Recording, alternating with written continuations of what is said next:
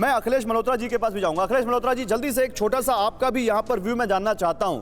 ये जो माफियागिरी अतीक की है, ये जो रक्तांचल बना दिया उसने पूरे प्रयागराज के आसपास के इलाके को, क्या ये माने कि अतीक के इस खात्मे, हालांकि इस पर भी सवाल है और इस पर भी बहस करेंगे जिस तरह से उसकी हत्या की गई, लेकिन क्या ये माने कि अब अतीक के खात्मे के बाद इस पर लगाम लगेगी?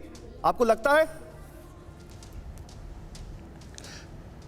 नहीं लग पाएगी, बिल्कुल नहीं लग पाएगी, क्योंकि अतीक की पत्नी, अतीक के बच्चे अभी सब हैं जीवित, और वो सब जो है चायल क्षेत्र में एक बदले की भावना होती है। वो बदले की भावना जो है उसमें मैंने देखा था कि पूरा मुफ्ती थाने में एक साल में 38, एक महीने में 38 मुकदमे हुए थे, जिसमें से 36 मुकदमे बदले के थे। तो ये सब बदले के लिए लोग कुछ भी करने को तैयार होते हैं। और सबसे बड़ी बात है कि अतीक इतना बड़ा अपराधी होते हुए भी बात सही है कि जब अधिकारी सख्ती करेंगे तो वो बैठ जाएगा, और नहीं तो वो गुंडाई करेगा। ये करता था, उसने राजू पाल को भी इसीलिए मरवाया क्योंकि राजू पाल जब ये सांसद हो गया तो उसने विधायकी से इस्तीफा दिया, तो राजू पाल जीत गया। अब राजू पाल ने बहुत बड़ी गलती ये की कि राजू पाल अपने साथ, उसको मैंने भी 4 स्पेशल गनर दिए थे, AK-47 SLR वगैरह के साथ, लेके पहुंच गया अतीक के पास। चुक्कड़ बैठे हुए चाय पी रहे थे अतीक। उनसे कहा कि क्या है बा? अब वहाँ पे उस दिन उसको अतीक को या तो मार देता या कुछ छेड़ता नहीं, उसने छेड़ के गलती की, लौट आया। इसीलिए राजू पाल की हत्या हुई। राजू पाल की हत्या जिस दिन हुई, राजू पाल अपनी कथित बहन के साथ गाड़ी में बैठ के ईद की सेवई खा रहा था, और उसके सारे गनर दूसरी गाड़ी में चल रहे थे। इन लोगों ने घेर के उसको, राजू पाल को मारा, और मार के काफ़ी दूर तक चेस किया, फिर भाग गए। जब भाग गए तो पुलिस पहुंची, बल्कि पुलिस ने, हम लोगों ने ये कहा कि पहले राजू पाल के शव को जीवन ज्योति हॉस्पिटल ले चलते हैं, डॉक्टर बताएंगे कि जीवित है कि नहीं जीवित है। हम लोग कौन होते हैं?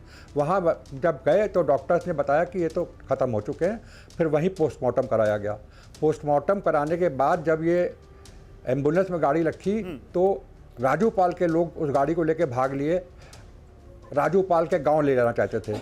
गांव में अगर वो पहुंच जाती शव तो अगले दिन लॉ एंड ऑर्डर प्रॉब्लम होती, इसलिए हम लोगों ने उसको धूमनगंज के पास इंटरसेप्ट करके एम्बुलेंस को वापस पुलिस लाइन ले आए शव के साथ, और उसके साथ राजू पाल की मां को भी लाए। रात में हम लोगों ने दाह संस्कार कराया, और फिर जो है आगे का ये उस समय के मुख्यमंत्री जी से मैंने कहा कि अगर हम लोगों ने इसको गिरफ्तार नहीं किया तो बहुत खराब छवि जा रही है शासन की, और हमें गिरफ्तार करना पड़ेगा। आदेश लेके और उसको गिरफ्तार किया। गिरफ्तार करके हम लोगों ने इसको, अतीक को, अशरफ को नहीं, लेकिन सर आप जैसे वहां पर अफसर थे जिन्होंने अतीक पर लगाम लगाने की कोशिश की, लेकिन आज जिस तरह से यहां पर अतीक का साम्राज्य अब खुलकर सामने आ रहा है, ऐसा लग रहा है कि अतीक पर कभी लगाम लगी नहीं। कैसे? आइए आपको दिखाते हैं। अतीक का गुंडा टैक्स देखिए। चुनाव लड़ने के लिए अतीक वसूली किया करता था, बड़े कारोबारियों से, बिल्डर से उसने बहुत वसूली की। पर्ची बांटी जाती थी बाकायदा। 2 तरह की पर्ची वसूली के लिए बंटती थी, जिसमें अलग अलग तरीके के रेट थे। गुलाबी पर्ची का रेट 3 लाख से 5 लाख था, और सफेद पर्ची का रेट 5 लाख से ज्यादा हुआ करता था। अतीक अहमद के नाम पर अकाउंट बैंक ऑफ महाराष्ट्र में यह रकम जमा होती थी, और उसका नंबर भी यहां पर आ गया 16402110, आप देख सकते हैं, जिसमें यह पैसा जमा किया जाता था।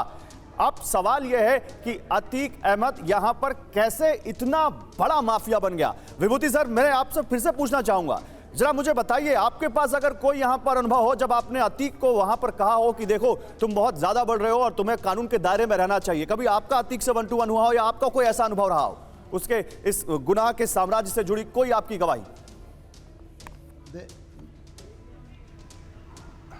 देखिए, मैं SSP इलाहाबाद था। हाँ। ये सन 90 की बात है, जब अतीक अभी नया नया उभर रहा था। अतीक निर्दलीय विधायक हुआ था, और चांद बाबा इसका जो प्रतिद्वंदी था उसको बड़ी क्रूरता से, निर्ममता से मार करके ये विधायक, ये एक तरह से एक छत्र वहाँ का गुंडा हो गया था।